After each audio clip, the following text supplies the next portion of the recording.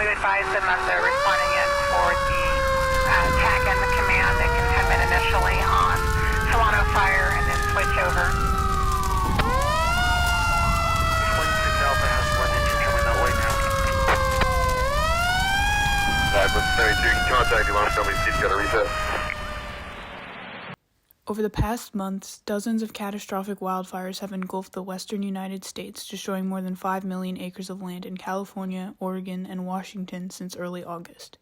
Residents are being evacuated from Washington all the way to Los Angeles with nothing but the clothes on their back. These people have been devastated by the fires. We made great progress in the last few weeks, though tragically we've lost 24 lives so far to these battles.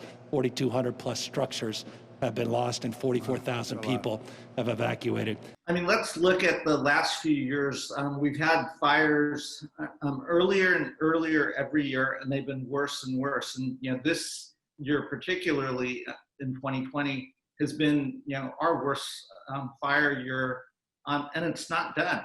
Firefighting resources have been strained by the worst fire season in California history, this past August being the warmest on record. Getting the resources, I think, is the biggest problem. But once the resources get there, the work can start getting done. And Planet Earth is warming roughly 2 degrees since the 1880s. Seasonal wildfires can occur naturally around the world, but as temperatures rise due to global warming, the atmosphere can pull more moisture out of leaves, pine needles, and forest floors, creating ideal conditions for a wildfire. We obviously feel very strongly that the hots are getting hotter, the dries are getting drier.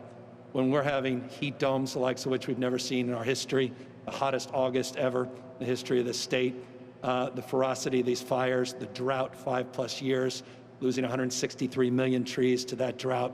Something's happened to the plumbing of the world. And we come from a perspective, humbly, where we submit the science is in and observed evidence is self-evident, that climate change is real, and that is exacerbating this. Having forestries dried out because of more extreme droughts, which leads to more fires.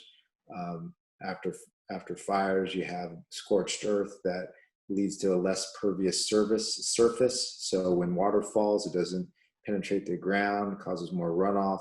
So you get more flooding, more debris flow. So all of it builds upon itself.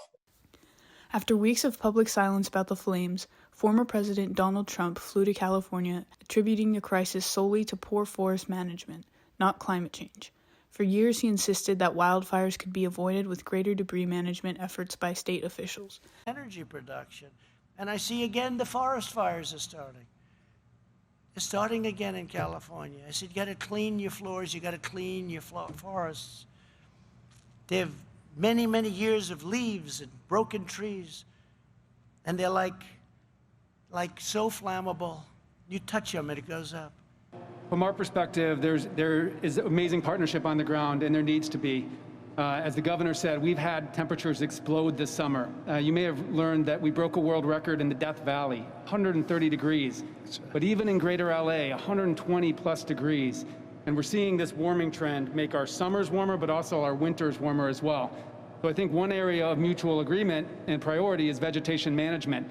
But I think we want to work with you to really recognize the changing climate and what it means to our forests, and actually work together with that science. That science is going to be key, because if we ignore that science and sort of put our head in the sand and think it's all about vegetation management, we're not going to succeed together protecting Californians. Okay, it'll start getting cooler. You just watch. I wish science agreed with you.